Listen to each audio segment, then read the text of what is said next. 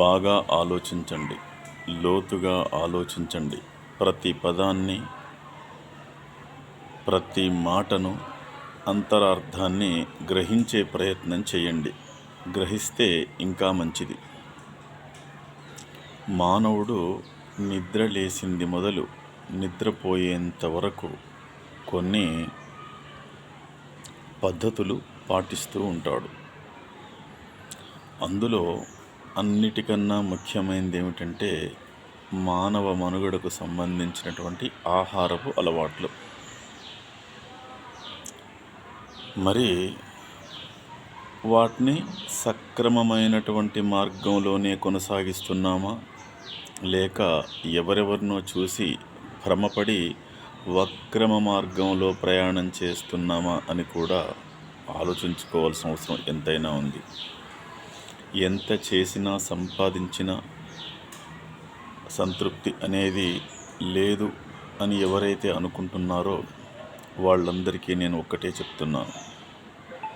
ప్రతి మానవుడికి ఒళ్ళు దాచుకోవడానికి వస్త్రం కావాలి, కడుపు నింపుకోవడం కోసం ఆహారం కావాలి, చలి నుండి, ఎండ నుండి, వాన నుండి, గాలి నుండి రక్షించుకోవడం కోసం ఇంత నీడ కావాలి, అంటే ఇల్లు కావాలి. ఏదైతే ఉన్నంతలో సరిపెట్టుకునే తత్వం ఉంటుందో వాళ్ళు మానసికంగా సంతోషంగా ఉంటారు. మీరు ఉన్నదాంట్లో హాయిగా బ్రతకగలగాలి అంటే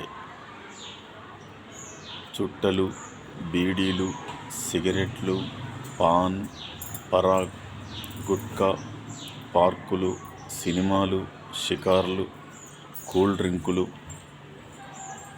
ఇంకా అనేక రకాలైనటువంటి విహారయాత్రలు, వీటన్నిటిని కూడా వదులుకోండి.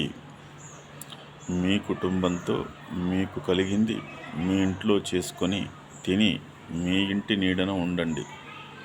అప్పుడు మీరు ఎంత సంపాదించినా కూడా కొంతవరకు దాచిపెట్టగలిగే స్థితిలో ఉంటారు.